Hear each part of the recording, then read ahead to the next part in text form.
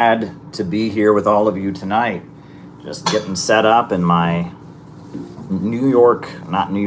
Washington, D.C. hotel room. As you can see, still trying to figure out how things work here. Glad we had a chance to just kind of chill this evening. Yeah, what a time, what a time. You know, I'm here in D.C. for work. Here in D.C. for work. Let me see.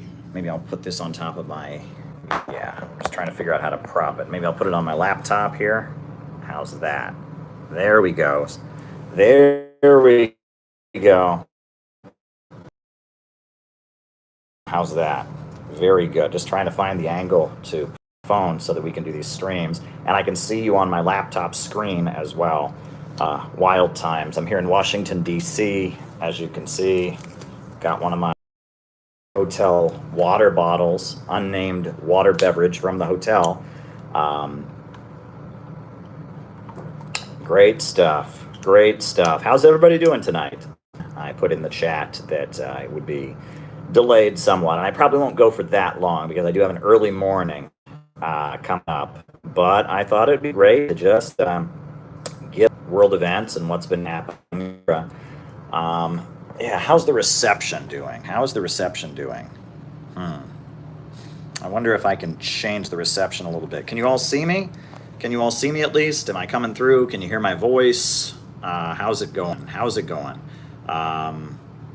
Hotel Wi-Fi is struggling. Well, let me see if I can adjust that. One quick second here. Is it any better now? Any better now? Clearer picture, clearer image? Is it better? Is it better? More consistent? How is that? Any better? Any improvement? Any improvement? Yeah, I mean, there we go. There we go. Here I am. Here I am. I look clear. Well, that's good to hear. Always good to be clear with people. So I'm here in D.C., going to be here for a couple days for work, then I'll be back in New York City. So that should be good. But I know the big thing that's on everybody's mind tonight, at least in my circles, is the Cornell West Jimmy Dore debate. Wow, Ali Naqvi took the words right out of my mouth. Right as I was saying it, Ali Naqvi, his super chat about it came through. And that seems to be what everybody in my world is talking about these days. That was pretty intense. That was pretty intense. It was a pretty intense conversation. It was pretty clear that Cornell West is not willing to break with the current of the left that considers Donald Trump to be the main danger. That's what came out of that. And I think it's important that that distinction be made because I remember when I first got involved. It was in the aftermath of the U.S. invasion of Iraq, and the way political debate was among communists and anti-imperialists was there was always a feeling that the Democrats were slightly better.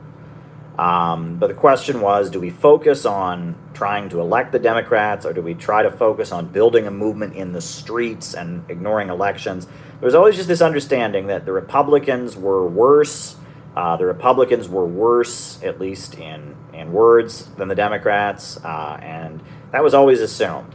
That kind of thinking is outdated at this time, because when it comes to a lot of issues like civil liberties, like Ukraine, Republicans at least talk slightly better than Democrats do. Now, that doesn't mean that they deliver in practice. Donald Trump was an awful president. He murdered Qasem Soleimani.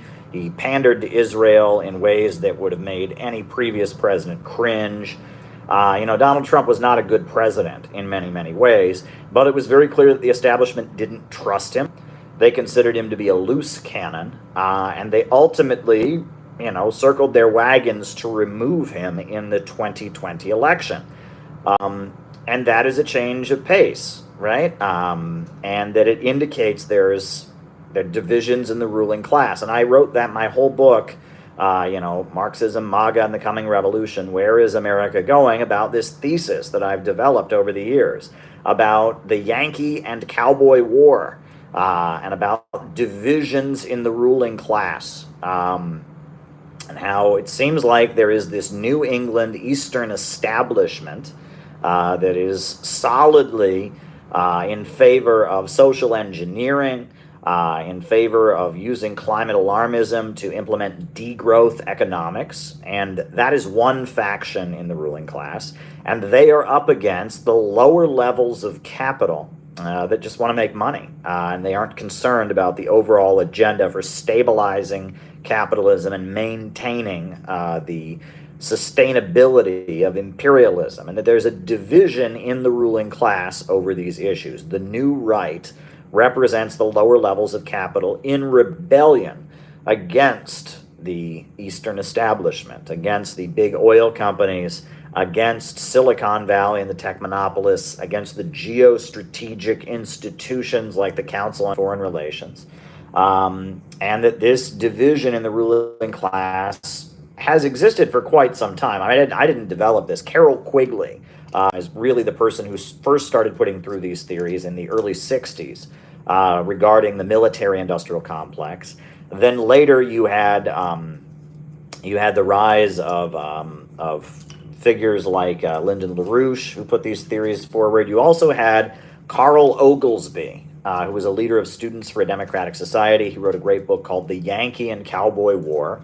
And all of this kind of points to one particular understanding of the divisions in the American ruling class. And I think that, the first sign that stuff like this was happening during the Cold War was the rise of the John Birch Society and the way the Rockefellers kind of shifted their support away from the Republican Party because it was very clear that within the Republican Party there was a far right that they couldn't control.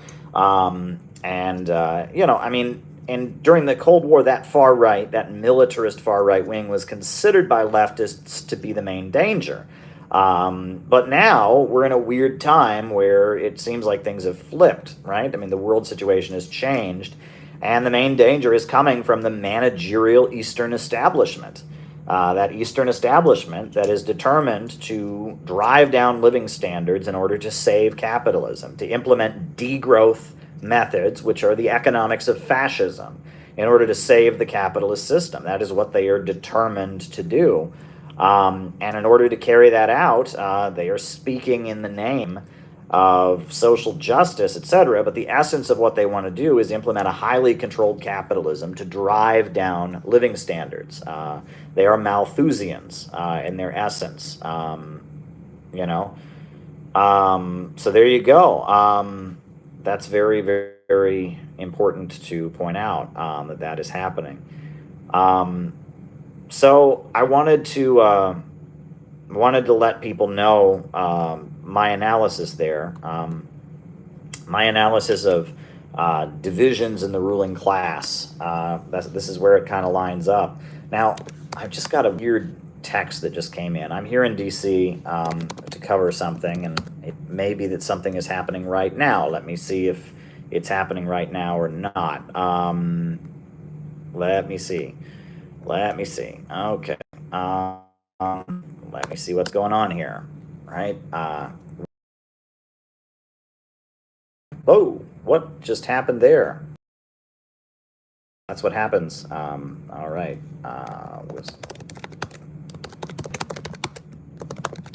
Okay, what's going on here?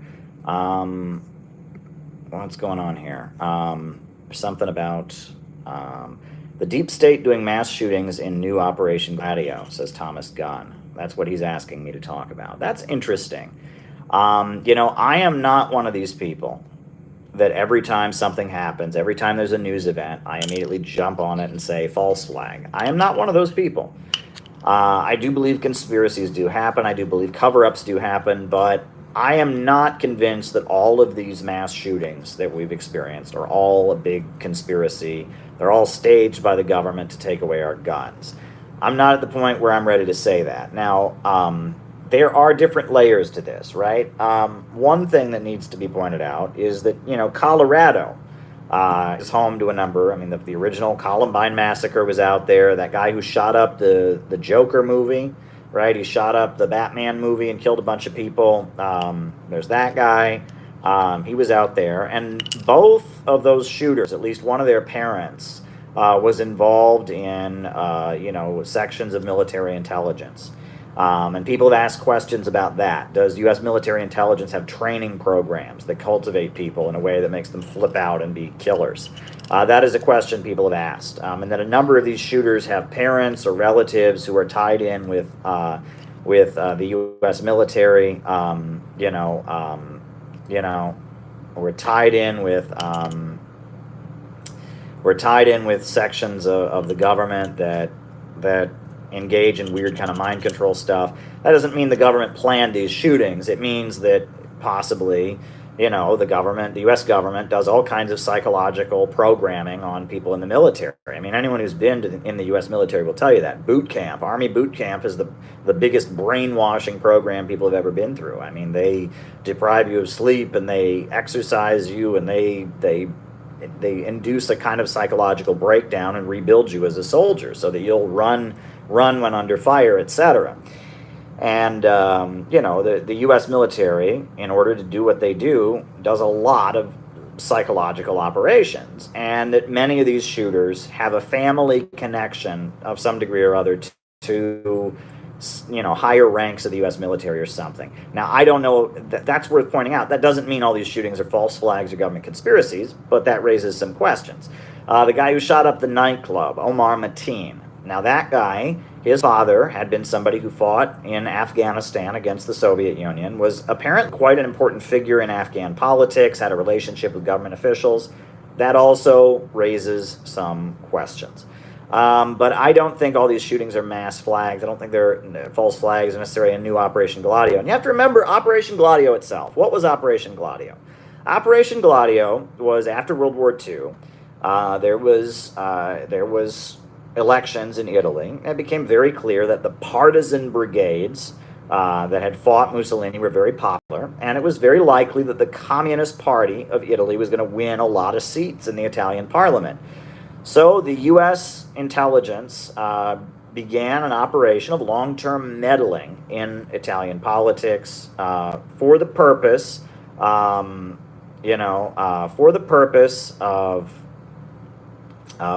trying to make sure the communists never won. And part of that involved covert support for fascist organizations that killed communists and threatened communist leaders, engaged in violence against communists, as well as the covert support of ultra-leftist groups, Trotskyites, Maoists, anti-revisionist factions that engaged in provocative left adventurist attacks that discredited communists, assassinated rival communists. So that as well. Was the U.S. intelligence covertly, kind of giving some covert support to terrorists? Yes, but were all these shootings in Italy and all these bombings in Italy that happened during what they call the years of lead, were all of them false flags? No, they weren't false flags. I don't think CIA people knew those shootings were necessarily going to happen, but they knew that groups like the Red Brigades and groups like some of the fascist organizations that existed there and some of the armed Maoist, ultra-leftist groups, they knew that some of those groups had violent tendencies. And that didn't stop them from offering them some kind of covert backing, right? And that's what you have to remember, is that often in this murky world of intelligence and manipulation, things are not direct, right? It's not like some CIA guy sits there and says, all right, we need a shooting to happen someplace. It doesn't happen that way, right? And that, U.S. culture, we've very much had a culture that cultivates people to be violent. And we have a society that revolves around the military in many, many ways. Militarism is everywhere in U.S. society. Video games were invented by the military. We have violent movies. Many movies are sponsored by the U.S. military and armed forces. We also know the CIA, at one point it had somebody, an asset, someone it considered to be an asset on the board of every single Hollywood studio. And, for whatever reason, we have created a culture that is highly conducive to insanity and highly conducive to the kind of violent insanity that leads to these mass shootings. Now, Does that? I'm not convinced that there's more to it than that, right? And the people who think it's all like a government false flag, I don't think that necessarily credits. I don't think that that narrative necessarily is helpful, and that you don't want to sound too paranoid about these things, right? Because there's a lot of things in life that are very random, and a lot of things in life that are completely unpredictable. And one of the problems with conspiracy narratives is that you get the impression that there are these grand controllers, these things high up on the thing that know exactly everything and all that. And that is not the case, right? In fact, the ruling class is scrambling to keep up. If you learn anything about the American ruling class, they're constantly scrambling to keep up and scrambling to maintain control. And they're constantly zigging and zagging. If you read my Kamala Harris book, where I talk about the U.S. political system and the divisions in the ruling class and all of that, they're constantly scrambling to reshuffle things to stay in control. Now, I see another super chat came in. This is from James Turner, and he asked me, and just keep asking questions. We'll do it this way, right? I'll keep going, and, as long as we got questions coming in. This one's from James Turner, and he asked, is it true that Friedrich List is widely read in China and embraced by the Chinese Communist Party? Well, I'm sure he's studied in China. Friedrich List is an important economist who was in Germany, and he was in opposition to the free market globalist economics.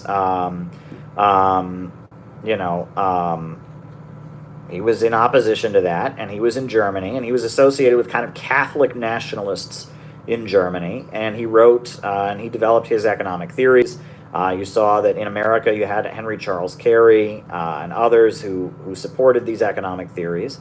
And I'm sure that many people in China have studied them. But I have never seen anything by the Chinese Communist Party where it says that they base themselves, they base themselves on the teachings of Friedrich List. I've never seen that.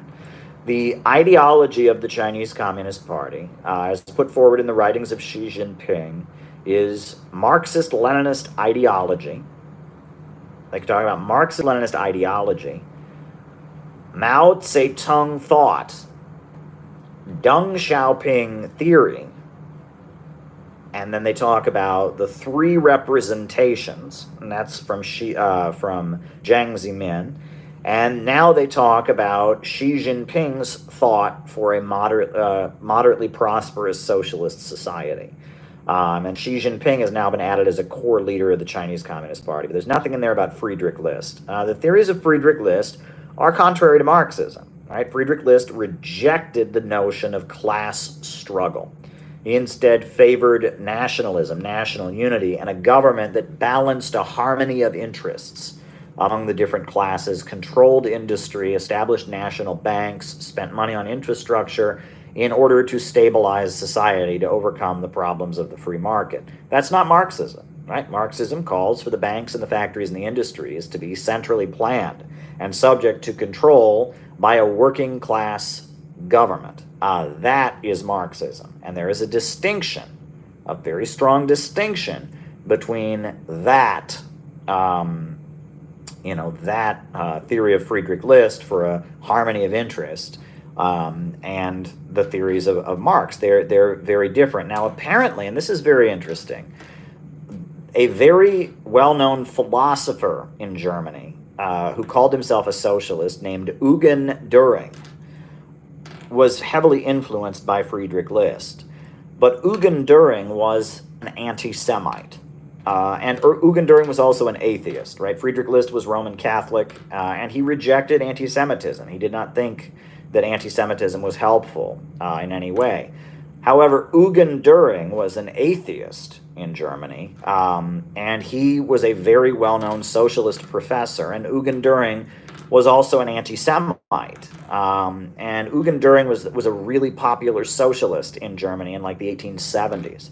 And the book Socialism, Utopian and Scientific by Friedrich Engels was considered to be, it was a shorter, concise version of a much longer book written by Engels called Anti-Düring. And Anti-Düring was the book that Friedrich Engels wrote contrasting Marxist scientific socialism that was based on the theory of dialectical materialism and class struggle, with the mystical utopian socialism based on appeals to the nation state and appeals to reason that came from Eugen Düring.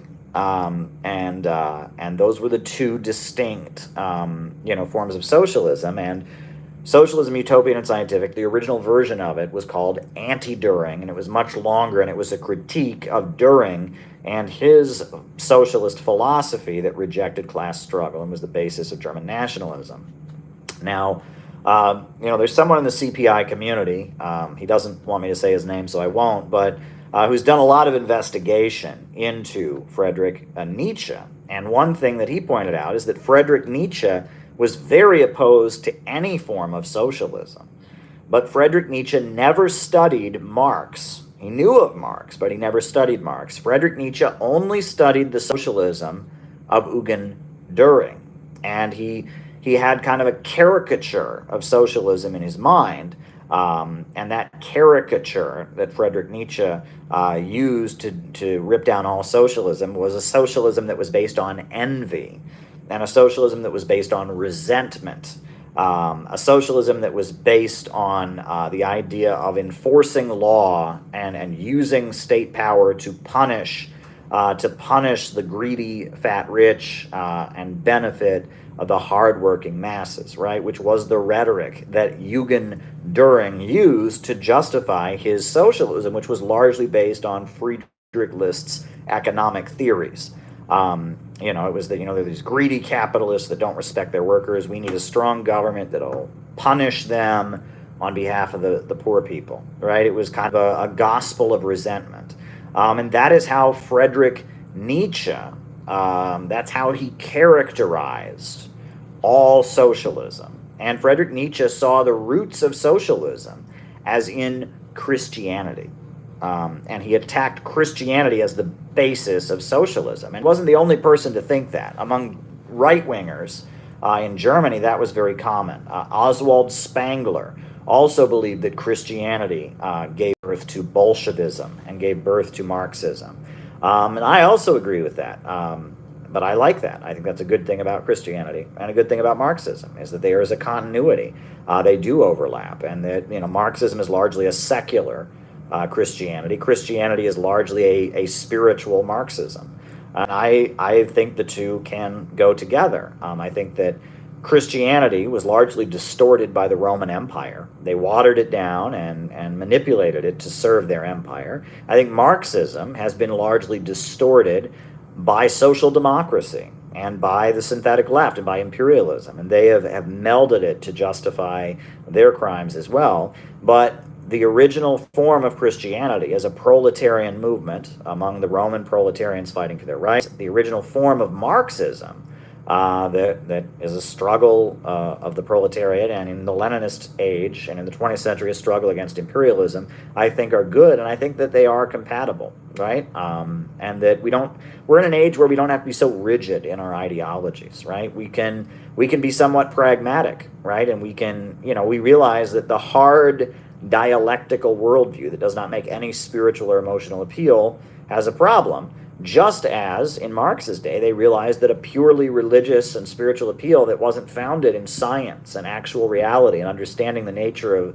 of contradictions in the material world had to be gotten rid of. In Marx's day, to be completely materialistic and to speak only in scientific terms was very revolutionary. And so that's why Marx, it was kind of an overcorrection, right? That the world had been ruled by kings and queens and empires that justified their crimes on the basis of divine right, and science was the new revolutionary thing. So of course they were going to develop a socialism that was scientific and had no spiritual or metaphysical realm. But as we've seen, even in the 20th century, Che Guevara said revolutionaries are motivated by great feelings of love. And if you read the work of Mao, if you read the work of Stalin, you can see a very, very crypto-religious undertone to what they were doing. Because, even though they were basing their understanding of the world on a material one, they still had a spiritual appeal to people to do what was right. They still had a bond of spiritual connection they were creating, and there was something deeply spiritual about the revolutionary movement that they were appealing to. There was passion, there was spiritual power. And so, we're in an age where we can get beyond the rigidity, I think, of scientific Marxism versus religious mysticism, right? We can kind of overlap between them. And I do want to shout out to Wallace Wattles. Tyler McConnell turned me on to this great writer who was a socialist Christian who lived in the United States in the early 1900s, named Wallace Wattles. And Wallace Wattles was considered the father of self-help. But he was a socialist. He wasn't a radical individualist. And he wrote a number of books, How to Get Rich, How to Be Great. But he also wrote a number of books about the life of Jesus, all with a socialist worldview, right? Not a get rich and radical individual, none of this Ayn Rand shit. And that stuff is really widespread in the self-help world. But rather, this early 1900s self-help that was aligned with Eugene Debs was very much about envisioning success and working to achieve your goals and mind over matter. And it was very idealist, you could say, but it was from a socialistic perspective. Wallace Wattles, I do recommend his work, and I've been really enjoying all of his books, and a lot of them are audiobooks online. Tyler did his religious books as audiobooks, but The Science of Being Great, The Science of Getting Rich, all of that is online. And it's really refreshing to hear a self-help, motivational, mind over matter speaker who is not an advocate of capitalism, not an advocate of the free market, but rather an advocate of socialism. It's very refreshing. I recommend checking out Wallace D. Wattles. But anyway, anyone else got any more questions, right? We've been on here about a half hour. I'm not sure how long I'm going to go tonight. I figured it was important to do a live stream while I was here in DC. I might do another one tomorrow night if I have something to talk about. But I figured it was important to just get one of these in, have a chat with people. Make sure I didn't leave my community behind. Last night I was exhausted. I was getting ready for my trip and I didn't feel like streaming, but we streamed on Tuesday.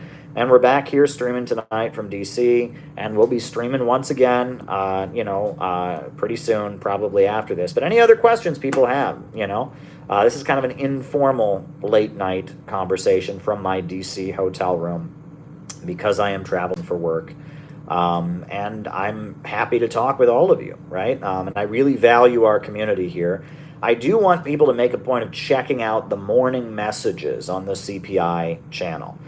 We have one that goes up every single morning. Today, Noah gave a great message, quoting from the work of Kim Il-sung about socialism having national characteristics for individual countries. Really a great video that Noah did. That was really, really phenomenal. Really, really tremendous. And on top of that, I want to remind you all that we are getting ready to have a CPI conference in Portland, Oregon.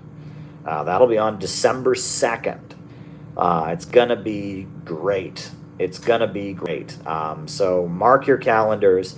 We are trying to figure out transportation. I was on the phone with people in Seattle. We're going to have a bus, it looks like, from Seattle to the Portland conference to make sure people from Seattle have good transportation that they can get there.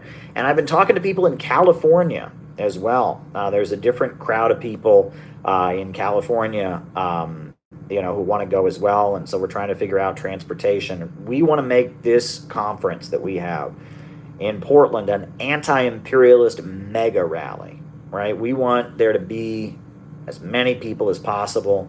We're thinking about, the room holds 250 people, and we want to fill that room, right? And we want to bus people in, and we want to have a big number of people. Thoughts on Brzezinski era in U.S. foreign policy? The Brzezinski era. Well, Brzezinski was a figure in U.S. foreign policy for quite some time. Now, Brzezinski, he's born in Poland, and studied in Canada, but he ascended, he rose up the ranks, U.S. Foreign policy strategy, by teaching, I believe, at Harvard. He taught at Harvard for a while. and he was obsessed with fighting communism and opposing Russians. And often, though, his strategic methods put him in the liberal camp rather than the conservative camp. He kind of developed what they called the Cold War University, the School of International Studies at Columbia University. He moved up the ranks throughout the early '60s. He was doing CIA work. He went to one of the World Youth Communist Festivals and disrupted it. Worked with various other people like Barney Frank and who was the woman who became the big feminist in the '60s? I can't even remember her name. The big feminist in the '70s. I don't even remember. Gloria Steinem and others, and they went to a World Communist Youth Festival and they disrupted it. Thank you. John just put the link if you want to donate to help us have the conference. John just put the link in the chat, and we thank you for that. And then in the late '60s, Brzezinski was in favor of de-escalating U.S. military presence in Vietnam because he felt that it was hurting the image of the United States and it was weakening the ability of the USA to cooperate with countries like France and other countries that didn't want the USA to escalate its military presence in Vietnam.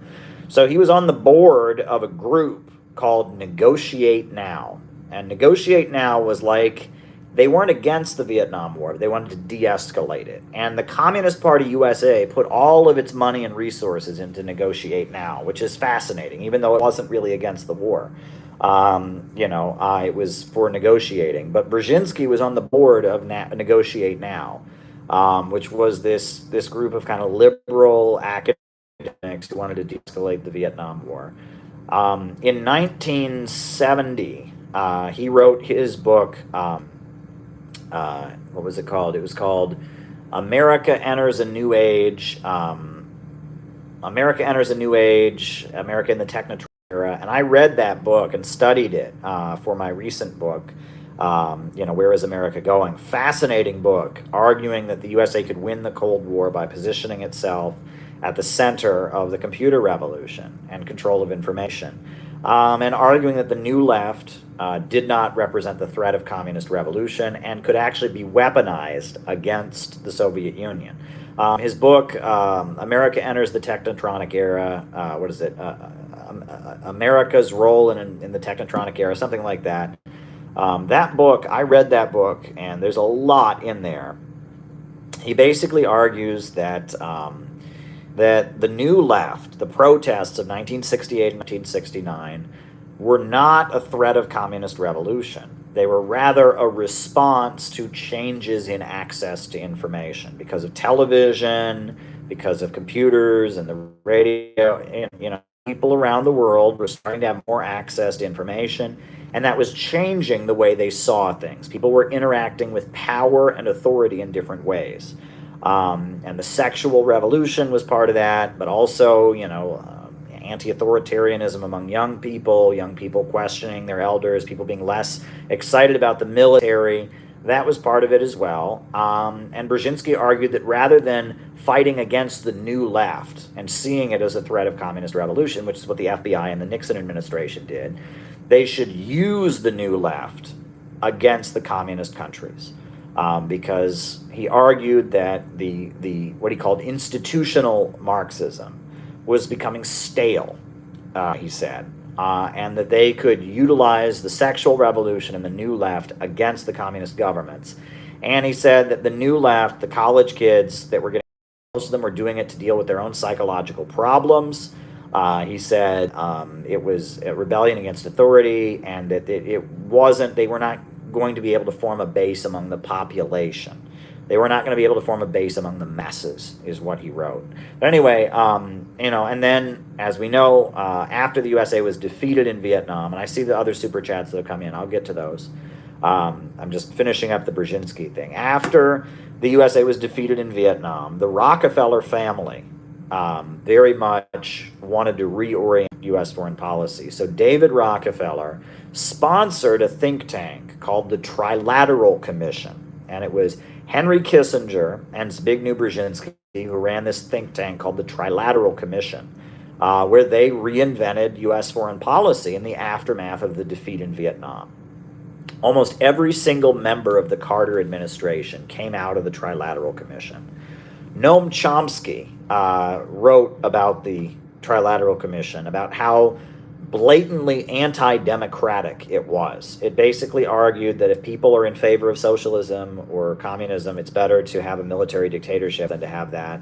And that it was a very elitist social engineering kind of project, the Trilateral Commission, that developed a lot of theses and a lot of papers about how to defeat communism, how to manipulate dissent, how to play communist countries against each other, etc. And when Jimmy Carter came to office, Jimmy Carter called himself a student of Zbigniew Brzezinski, and that on top of that, Jimmy Carter, in addition to that, he made Zbigniew Brzezinski his national security advisor. And with Brzezinski in the White House, they set what they called the Afghan trap.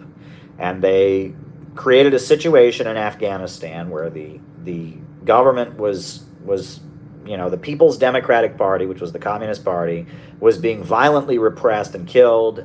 And so, but it had a lot of influence in the military. So they kind of forced a preemptive military coup in Afghanistan so that the People's Democratic Party wouldn't be arrested. And they forced the People's Democratic Party to take power preemptively at a time when, even though they had a lot of support in the military, much of the population in the countryside didn't support them, were deeply religious, didn't like their secular beliefs, didn't like the Soviet Union. And so because of that, the People's Democratic Party had taken power with a huge base among the population of Afghanistan, the deeply religious rural people being against them. And then Brzezinski was able to foment a civil war, and he later said his intent was to give the Soviet Union a Vietnam. And it seems to have worked. I mean, throughout the 1980s, that war in Afghanistan went on. The U.S. And the Pakistani Secret Service and the British and others arranged for that war to go on, and for over 1 million Afghans to die, and for Osama bin Laden and al-Zarqawi and all kinds of people to wage, a war. And they set up, extremist Muslim networks that would fight the Soviet Union in Afghanistan. That was Brzezinski. The other thing that Brzezinski did was he was trying to foment unrest and division across Eastern Europe. He learned the art of cultivating dissident elements in Eastern Europe, including, in Poland, his homeland. You had this movement called Solidarność, which was a trade union, Catholic dock workers union that was anti-communist. And the leader of it was a traditionalist Catholic who was deeply anti-Semitic. And Brzezinski cultivated the traditionalist Catholic, like the far-right Catholics who were viciously anti-communist and anti-Semitic. He cultivated them, but he also cultivated the young intellectuals and the students. He created barriers between Romania. Romania drifted away from the Soviet Union. Poland, got loans from U.S. banks that wrecked their economy. And, they did everything they could, and the strategy was separating the Soviet Union from what they called satellite countries, which were smaller governments that were aligned with the Soviet Union. And the USA offered generous loans to these countries, and it was about creating distance, and all of that ultimately led to the fall of the Soviet Union. And that's Brzezinski. Brzezinski was the Cold War strategist. And Morning Joe, right? Many people talk about Mika Brzezinski. That's the daughter of Zbigniew Brzezinski. And that Barack Obama is also very much a product of Brzezinski. Barack Obama was, he comes out of the Columbia University School of International Studies, which used to be called the Center for Communist Studies, the Cold War University. And Brzezinski and Obama apparently had quite a relationship at Columbia University. So there's no question, really no question, that Brzezinski is a huge impact. He's one of these satanic evil geniuses, right, who influenced U.S. foreign policy. He's a very evil person, a very evil person, a very, very anti-Russian on an ethnic basis person.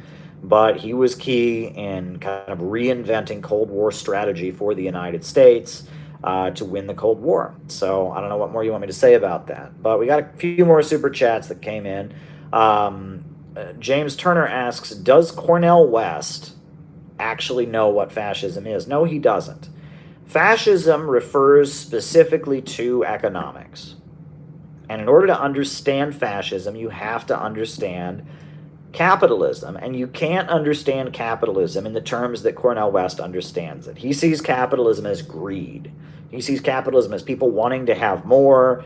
He sees capitalism as corporations lowering the wages of workers to enrich their own profits, etc. Oh, and another super chat from Gabby. You're on the list, Gabby. And keep the super chats rolling in. Give me something to talk about, folks. That's how Cornell West sees capitalism. He sees capitalism as prisons for profit, as the drive for profits hurting public good. That's how he sees capitalism, right? Profits and greed hurting public good. Well, that is all true, but that's just surface level. The problem with capitalism that Marx discussed was that capitalism is the only system in history where people become poorer as a result of more wealth being created. It's the system of poverty created by abundance. Poverty amid plenty. Never before in human history did you ever have a system where people could become homeless because there were too many houses. Never before in history did you have a system where people would go hungry because there was too much food, right? Capitalism is a system where poverty is created by abundance. I've used the example of the coal miner's riddle. Little boy says to his father, "Why is it so cold?" The father says, "Because I can't afford any coal to heat the stove." The little boy says, "Father, why can't you afford any coal?" The father says, "Because I lost my job at the coal mine. I got laid off."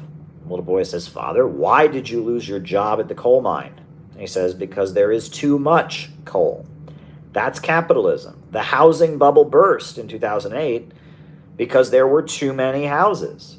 There was so much housing that had been created, and Americans couldn't afford to keep buying it. So there was too much housing, and it created a housing bubble, and it wrecked the U.S. economy. This is capitalism. It is the irrational system of production based on sellability, not usability. The capitalist system involves products being created and services being carried out, not because people need them, but because profits can be made from selling them. And that leads to all kinds of crazy things. And the working class person can never buy back what they produce, right? There's always a constant problem of overproduction because the wages paid out to the worker in the process of production are never enough to purchase the product he creates. And the capitalist cuts into the value that the worker puts into each product by extracting his profits as surplus value. And all of this leads to a frequent problem of glut on the market. And the government of the United States has developed all kinds of crazy mechanisms to deal with glut. Part of it is captivating and dominating foreign markets. They can dump their excess products on them. Part of it is the government just buying shit and destroying it. They buy a whole bunch of cheese in Missouri and they bury it in a cave in order to inflate the price of dairy. The military-industrial complex. The USA spends so much money on militarism, and that's to keep the economy rolling along because, we don't need all this military stuff, but the government, spending billions and billions of dollars to buy more tanks and guns and weapons and drones and tractors and boots and all kinds of stuff, that keeps the economy rolling along, right? And that these are all kinds of mechanisms that have been created to help this naturally unstable system operate. Fascism comes when capitalism enters a big crisis, which is what we're in right now. When you have a big technological leap and human labor becomes less necessary than before, it is always followed by a prolonged economic crisis because of the fact that the problem of the worker not being able to purchase the product he produces, the worker being eliminated from the assembly line, that becomes exacerbated. Right? Whenever you have a big technological leap, suddenly the problem of overproduction that is inherent in the capitalist system becomes exacerbated, and the economy goes into free fall, and living standards go down, and wages don't go up, and there's mass unemployment, and there's hunger, and you have all these problems. That's what we're experiencing now in the West. Living standards are dropping. And so what the capitalists do during this time is they need the government to fix it. You know, you know, they need the government to fix it. And the only way that they know the government can fix it, is by spending lots of money, and they have to do it at the expense of one group of capitalists, and they do it to benefit others, right? The government can't take action that benefits all the capitalists, right? If you're going to have the government spend lots of money and you're going to impose control and regulation onto the economy, you're going to need to favor some capitalists or others. So the capitalists begin fighting over control of the state and over control of the government in order to try and stabilize the economy. This is called Bonapartism, where one section of the ruling class tries to seize control and use the state for their own ends. That's Bonapartism.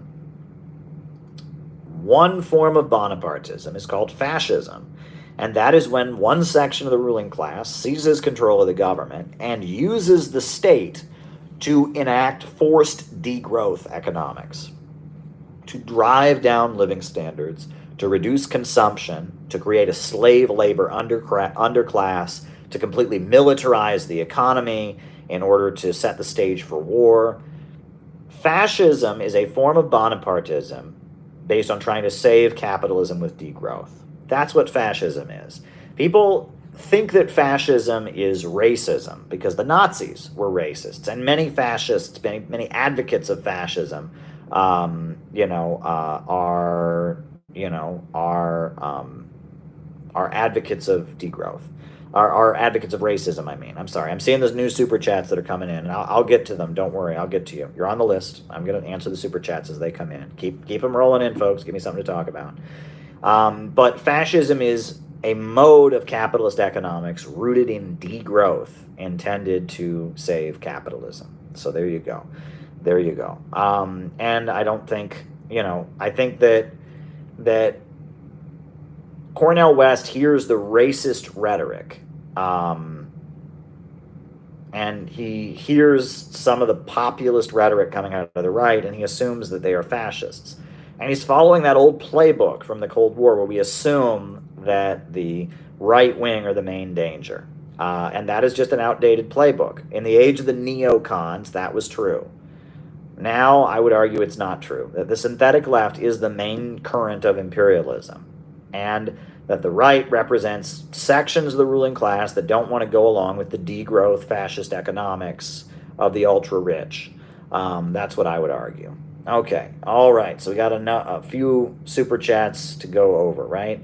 So I did Cornell West on fascism. Did China overcorrect in response to Khrushchev? Well, China has apologized to Angola for the fact that during the Cold War they armed the UNITA organization. The MPLA is the communist group that runs Angola currently. And they've done amazing things to increase living standards. But for many decades, the ruling party of Angola, the MPLA, the Soviet-aligned Communist Party, had to wage a civil war, and I see the super chat, had to wage a civil war against this U.S. CIA-backed group called UNITA.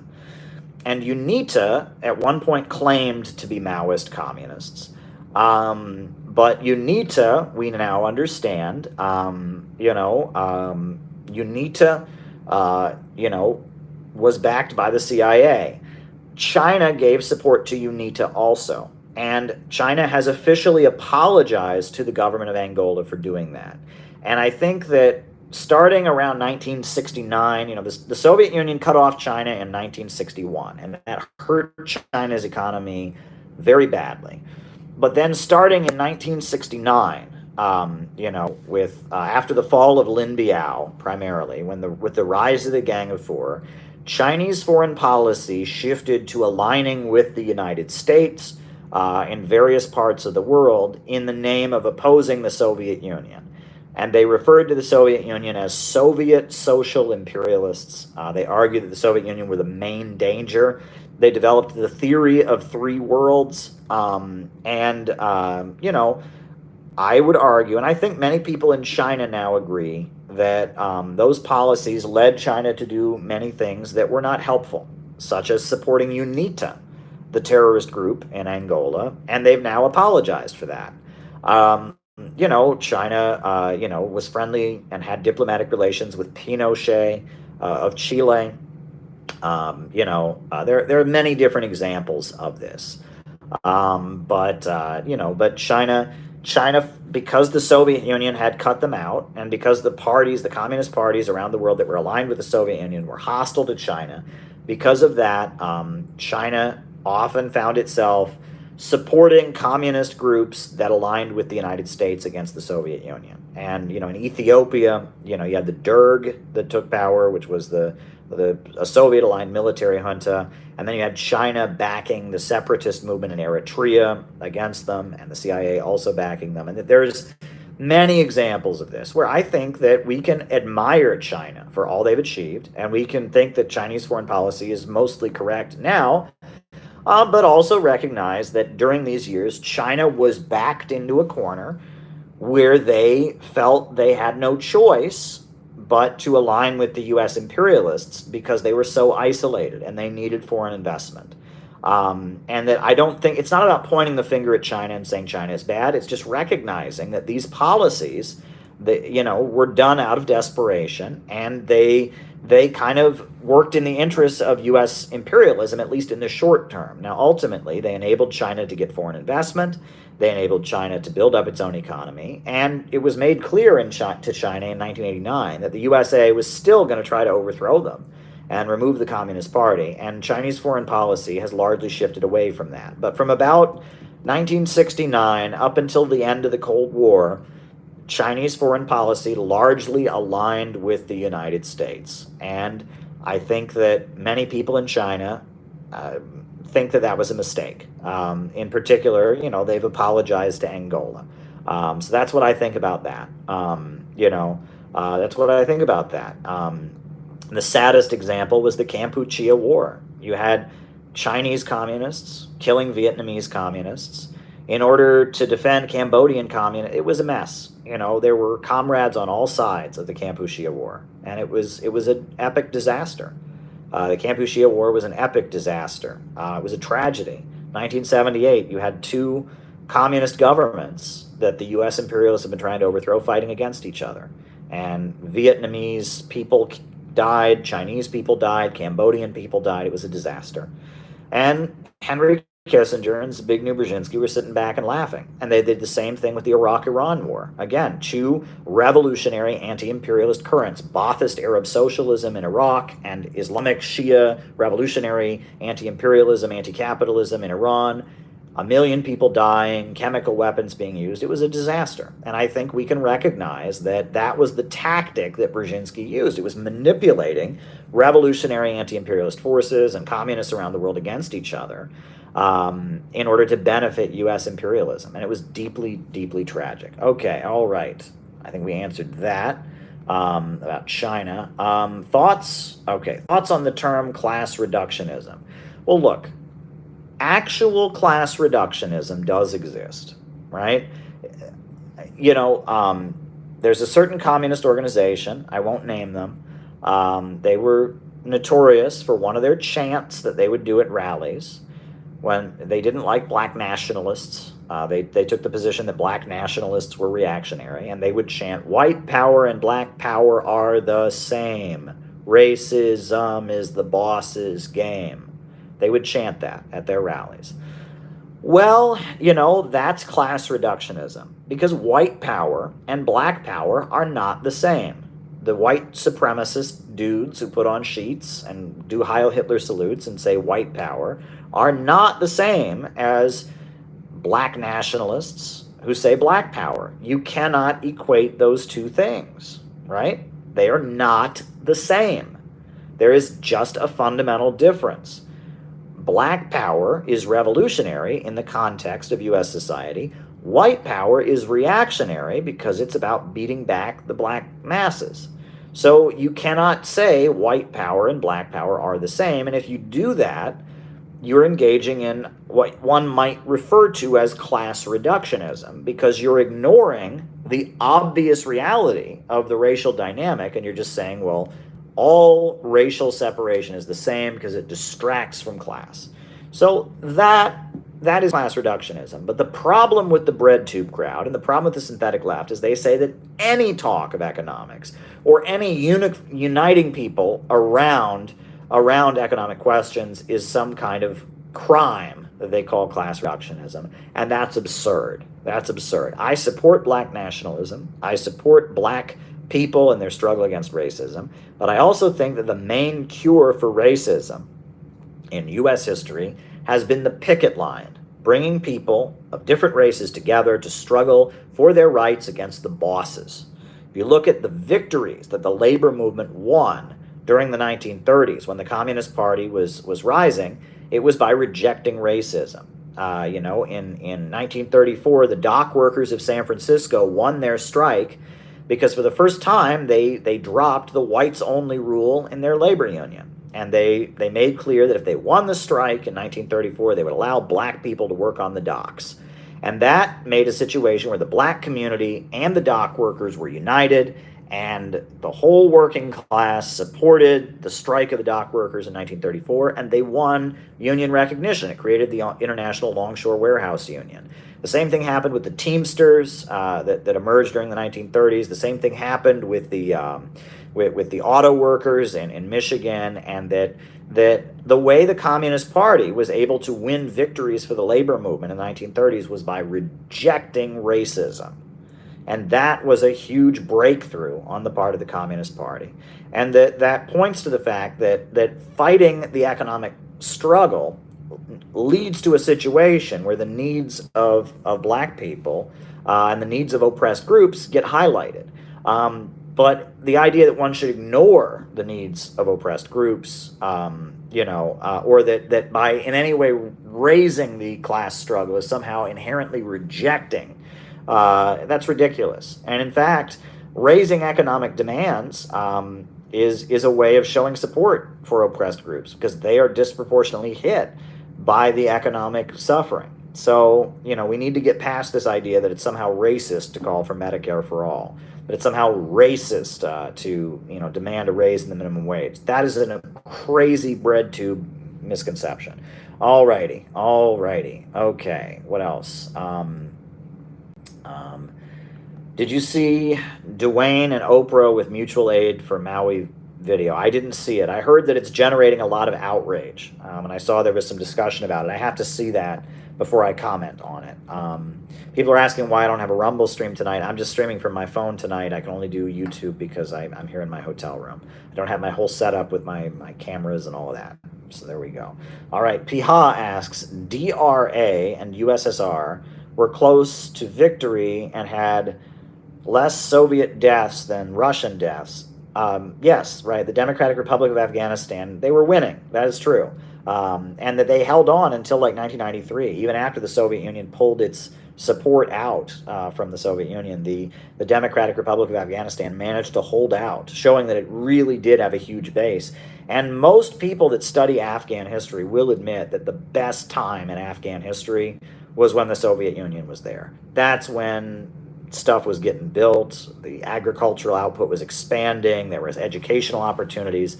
It's been shit in Afghanistan since that time. The best time in Afghan history was when the Soviet Union was there, when they were aligned with the Soviet people, when the Democratic Republic of Afghanistan was in power, when the People's Democratic Party was running the country.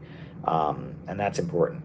Is Hinkle, I'm not even going to answer that question, Dan, because I don't like drama, right? I have my views, they have theirs. We sound very similar in the way we put things out, and I appreciate that. And I'm not here to create drama. I'm over it. I am building an in real life organization. I am building an in real life movement. We are organizing the Center for Political Innovation, which is an in real life active organization. We're having events and conferences around the country, and other people are doing stuff on social media, a lot of which I agree with, and I appreciate them doing it. But I don't compete, I create. I don't compete, I create. And so I would appreciate it if you not try to get me to talk smack against other commenters, other social media personalities. I will talk smack against the synthetic left, and I will argue with people on the anti-communist right wing and such, but honestly, the two people that you mentioned there, their message is so close to mine. Regardless of what I may disagree with them about, it would not be productive for me to launch into a tirade against them. It really wouldn't be. And that the reason that they are separated from me, when it really gets down to it, is mainly because we're doing separate things. They are building a social media thing, and I respect that, and it has a good message a lot of the time. I am building an in real life activist group. And so, if at some point those forces want to reorient themselves and aid our effort to build an in real life organization, I would welcome that. And that's all there is to it, and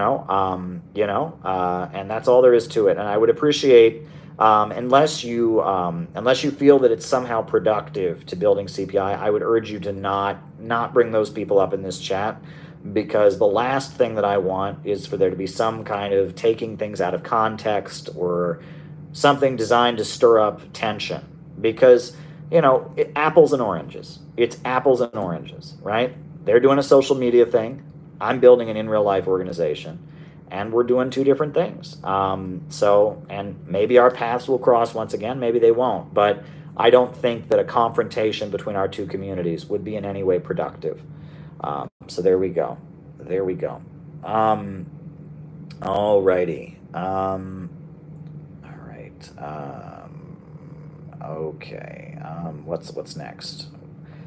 African Americans should receive full reparations. This conversation doesn't go anywhere because every race was enslaved by imperialism. Well, I the way here's the thing. Okay, let me just talk about that. And I see there's a few more super chats as well. And I'm any more super chats that come in, I appreciate. And I'll talk about that, John. Very good. But you know, okay. So my understanding of reparations. See, when it comes to the issue of reparations, there's a million different interpretations of it.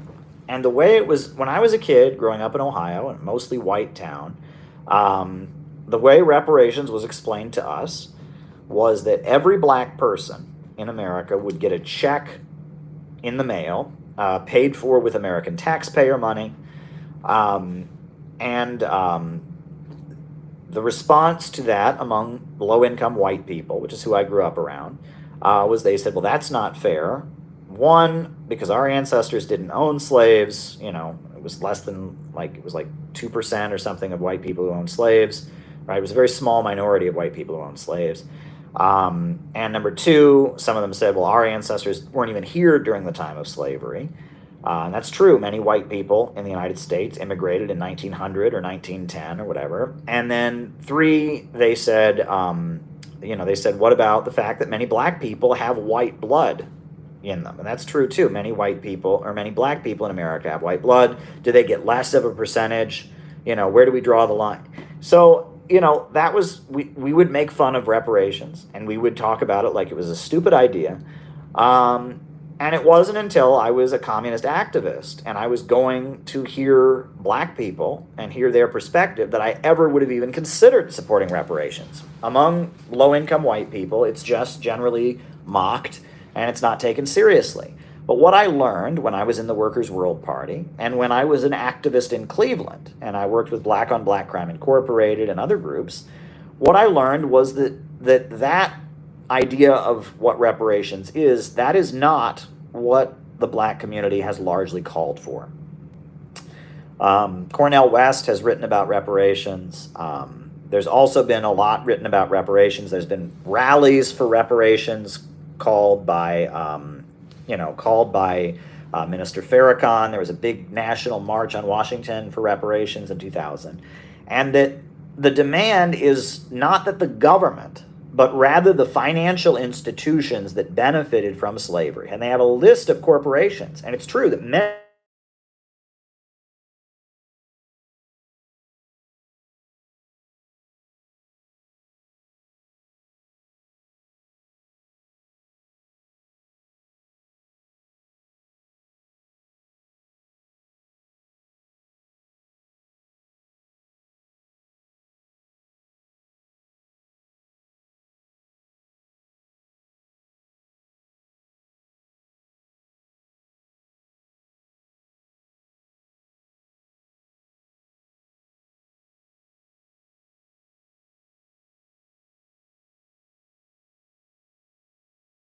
Okay. Can you see me now? Can you hear me now? Can you hear me now? Audio? Yes, you can hear me now. Yes. Okay. Yes, you can hear me. You're getting audio. Okay. Very good. All right. So, as I was saying, the feeling was that these corporations that benefited from slavery should have an obligation to the black community overall, not to individual people, but to the black community. They should have to pay for roads in black neighborhoods, to the black community. They should have to pay for roads in black neighborhoods. They should have to pay for scholarships for black high school students to go, have to pay for scholarships for black high school students to go to college, that they should have to provide economic development to the black community, that these corporations that owe everything they have, these banks and these insurance companies and other institutions that owe their entire, financial strength to slavery, that they have a special obligation to the black community.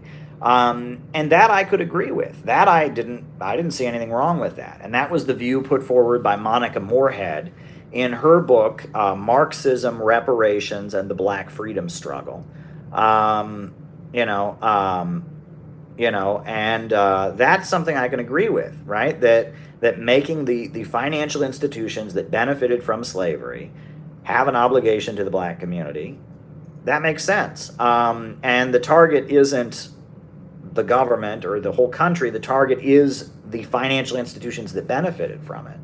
And I've also heard that there are some of those who call for reparations who even specify that they believe that it's the regions of the country that had slavery, the South, in particular the Black Belt region of the South, which is at this point it is the Black Belt region is a region of the U.S. South. It's where the slave plantations were concentrated, because it's not called black because of black people. It's called black because of the soil. The soil there is the richest soil, the most fertile soil in all of the country, and that's why the slave plantations were located there. And it is full of extreme poverty, right? Mississippi, Alabama, Georgia. It's the Black Belt region.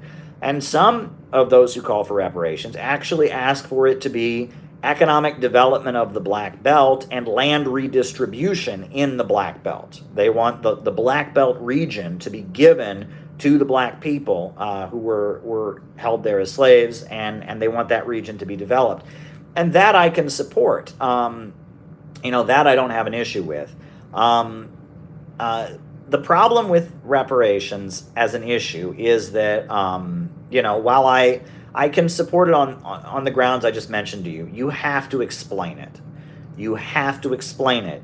And they don't explain it. And it's kind of like land back. It's one of these things where you have to immediately agree with whatever it is or you're racist.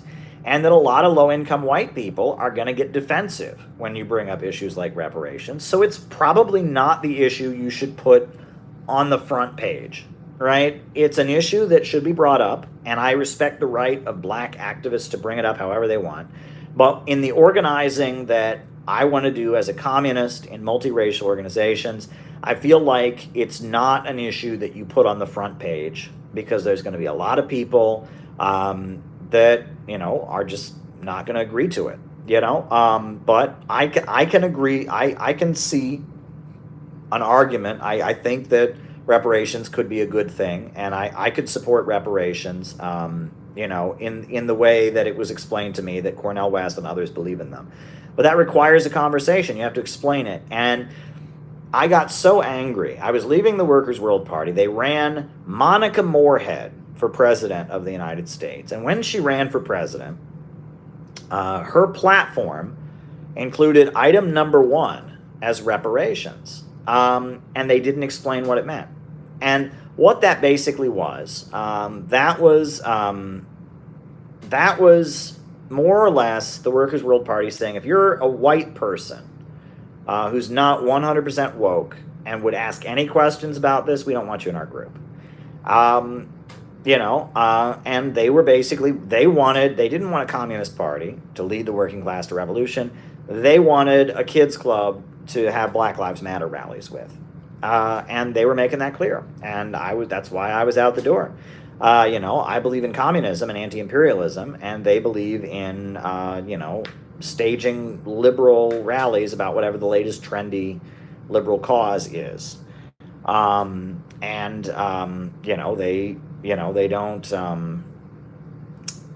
don't want to appeal to the broader working class. And also, Monica Moorhead and Larry Holmes don't want anyone to be able to disagree with them. They don't want anyone to be able to disagree with them. That's why PSL was formed. Brian Becker got tired of being told to shut up, by Larry and Monica, and that basically Larry Holmes and Monica Moorhead, you're not allowed to disagree with them. If you do, you're racist. And that's, it was just made clear that, and they don't want genuine communists in the organization. They don't want people who know a lot about Marxism and socialism in the organization. They wanted, woke liberal kids who they could push around. And there was a classic example of that, which is when the West Virginia teachers' strike happened, right? In West Virginia, the teachers went on strike, and the Workers' World Party had focused on recruiting these woke kids, not on building a working class appeal. So the Workers' World Party branch of West Virginia put out a statement saying that the teachers shouldn't go on strike, they should pay reparations, and then they put the slogan, "One settler, one bullet," basically opposing the teachers' strike because the teachers, many of them were white, and many of them were Trump supporters. Keep in mind, all these people are white too. It's just like woke performance, right? And now the Workers' World Party didn't take that position, and it shut that down pretty quickly.